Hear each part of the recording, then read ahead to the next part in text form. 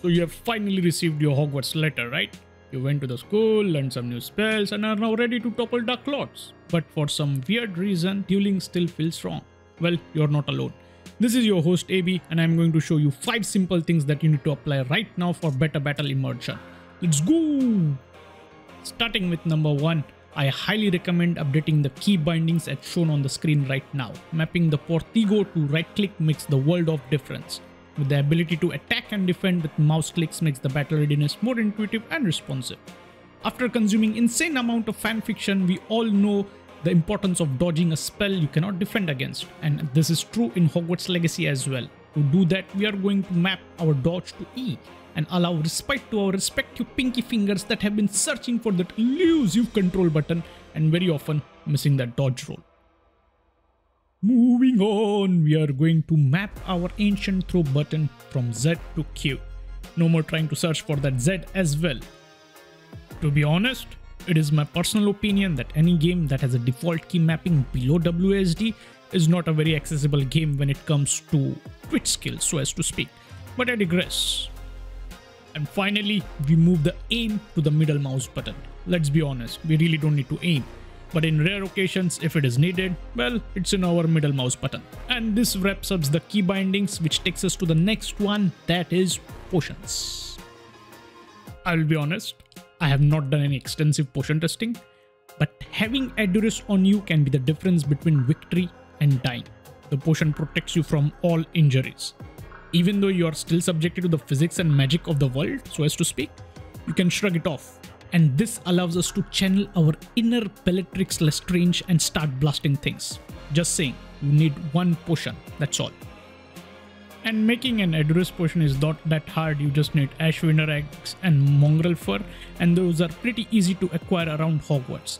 So in case you don't really like Snape or you have some another aversion to potions, just keep Adurus around, you might like it.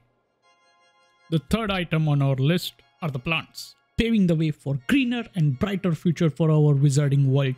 By using the 10 points of our enemies as fertilizers. Sorry about that. Jokes aside, venomous tentacula and chomping cabbages are not directly useful in taking an enemy down, but they do distract them, especially against enemies attacking where you cannot use a defensive magic and have to dodge. They are really useful when facing multiple opponents at once, like in the dueling challenges or something like that. So keep a few tentaculas and cabbages on you, and if it seems like you are cornered, use the plants for distraction. It is very helpful when an enemy is about to attack you, but the plants interrupt their actions, giving you the additional edge, the edge that you, my dear friend, will use to your advantage. And just like real world, plants continue to be your friends in Hogwarts Legacy as well. This wraps up the third item, paving the way to the next one, environments.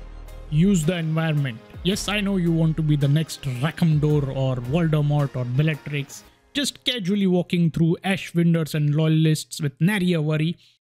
Remember, play smart, keep moving, and don't be a stationary target. That's how you get killed. Even though there are only 3 spells that you cannot defend against in the world, the game has in fact added 2 more spells, the red version of the spells from the elites that you can't really block, and the physical objects that are charging on you. They probably were maintained for the game balance reason, but for you it means more trouble. Dodging is essential, but make use of the environmental obstacles to guard against these unblockable spells. Why need to dodge when we can just walk away? So this I have used a lot of times, that there is a tree in between us, a cart in between us, a rock between us. I just get out of the vision from the attacker, and that's just good enough. And it's always fun. The AI is not smart enough to do anything about it, but hopefully it changes in the future for more challenge. And finally, the last but not the least point, you are magic.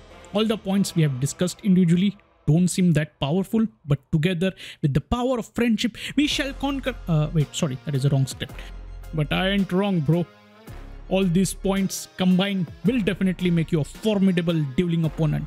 So go ahead, experiment and try out these things and let me know in the comments below. You know what? Here's a freebie from me. You know, you can pull in an opponent, cast Glacius on them, and it allows you to take them out in one hit by using Petrificus Totalis on them, like you're sneaking on them.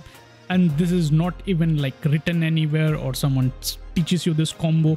The idea is to experiment, So always try fun things. I'm really liking this idea that even though it is not mentioned anywhere, it allows me to experiment with different loadouts and combinations of spell. So that is all for now from my side. Love you guys and gals. Click on the like and hit the subscribe button and keep on playing, yo.